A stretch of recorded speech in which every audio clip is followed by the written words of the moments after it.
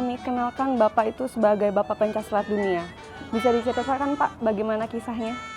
Begini, secara resmi itu belum ada suatu keterangan yang resmi.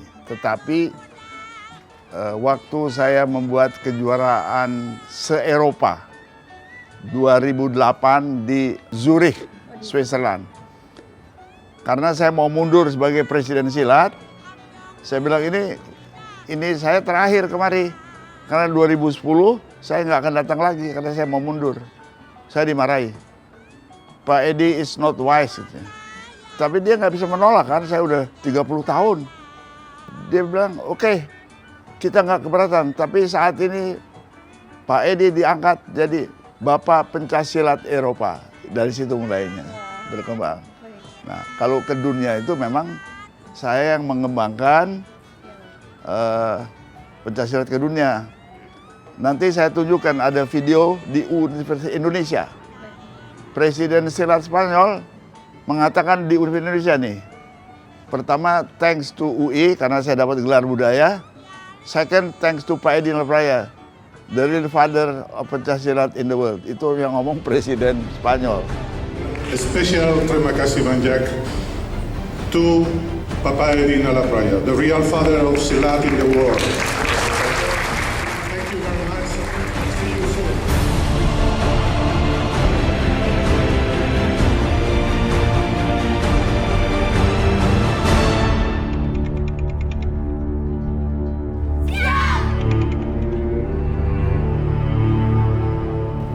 Sebuah tradisi dan budaya yang syarat makna kehidupan dapat membentuk manusia berkarakter dan secara pasti membawa dampak positif.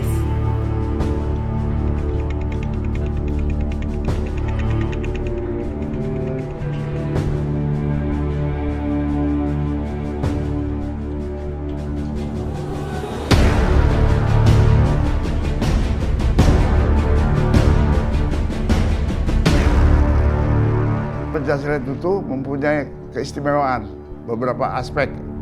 Pertama, di dalamnya itu ada aspek security untuk mental, aspek security untuk jasmani, security aspek.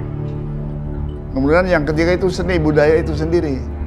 Itu kalau kita tampilkan, katakanlah jurus-jurus silat itu orang bertepuk tangan. Itu yang mengerjakan dapat perasaan prosperity, kesejahteraan. Kemudian juga yang nonton bertepuk tangan. Jadi di silat itu ada aspek security and prosperity, keamanan dan kesejahteraan.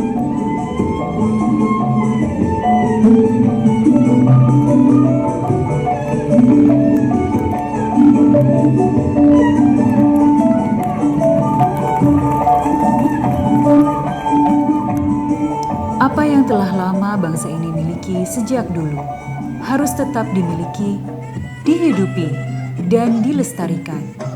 Bukan semata-mata karena aset, tetapi ini adalah sebuah ilmu yang diwariskan turun-temurun dalam kehidupan masyarakat Indonesia untuk membentuk orang yang rendah hati. Kerendahan hati yang dalam setiap masa dibutuhkan oleh setiap orang dalam hidupnya.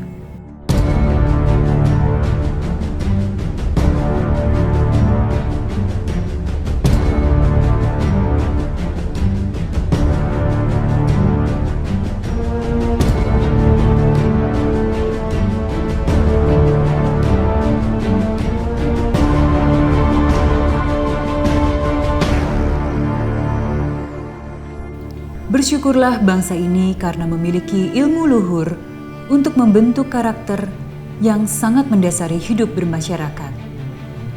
Kini, ilmu itu sudah tersebar sampai ke dunia internasional. Sesuatu yang baik dan berguna memang tidak boleh kita simpan sendiri. Dan karena kegigihan seorang Maijen Purnawirawan Edi Marsuki Nalapraya, masyarakat dunia pun mengetahui dan mengenal budaya ini.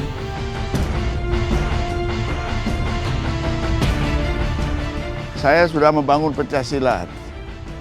Kejuaraan dunia sudah digelar, persukan silat antar bangsa sudah bentuk. Tapi kan pengen ada pengakuan dunia dari UNESCO.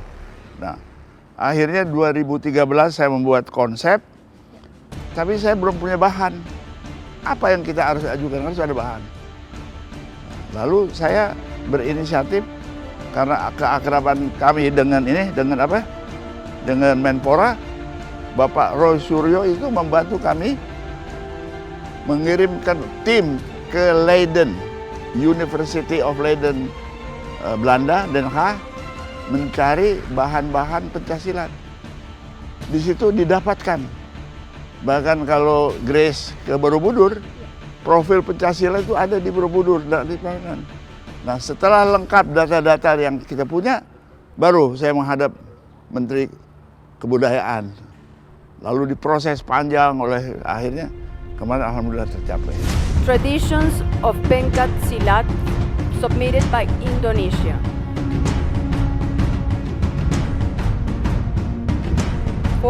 Com 10B15 adopted. Congratulations Indonesia.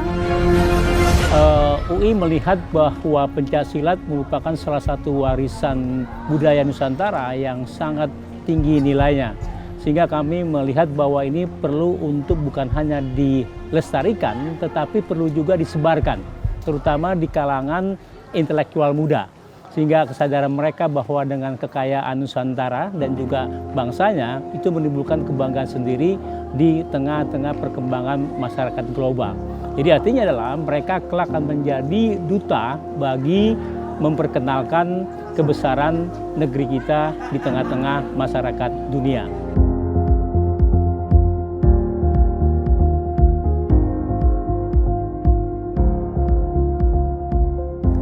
Beliau luar biasa ya, sosok pejuang negara, pejuang di silat tradisional juga. Mereka itu memang layak menjadi tokoh dan jadi toladan silat-silat yang ada di Indonesia. Dengan pengorbanan yang luar biasa, kita generasi muda pun harus bisa jangan kalah seperti Pak Edi Nalapraya. Mereka tokoh yang luar biasa. Buat saya pribadi, dia toladan.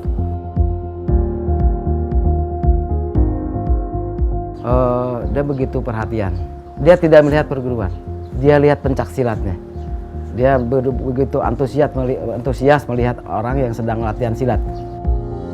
Bagi kami, Pak Edi adalah contoh toladan yang perjuangannya itu mulai dari titik nol sampai sekarang dan sangat konsisten. Bukan hanya dalam perhatian, juga komitmen. Bahkan beliau setahu saya tidak segan-segan mengeluarkan dananya sendiri untuk memajukan.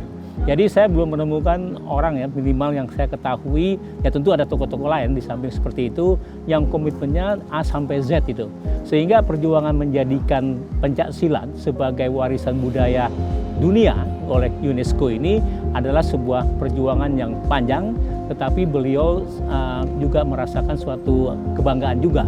Dan kami mengharapkan tentunya karena sifat manusia tidak abadi, nanti akan muncul Bapak Edi baru yang terus akan memelihara pencaksilat ini. Karena saya merasakan bahwa pencaksilat ini akan menjadi juga identitas nasional kita.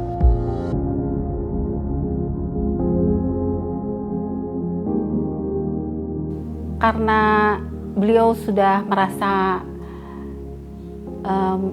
memiliki dan tanggung jawab juga ya, ini budaya dari dulu. Beliau pernah juga memang diajarkan oleh kakeknya pencaksilat, sehingga sudah menjadi tekad bulat barangkali ya, meneruskan ajaran daripada kakeknya lalu membesarkan seperti ini.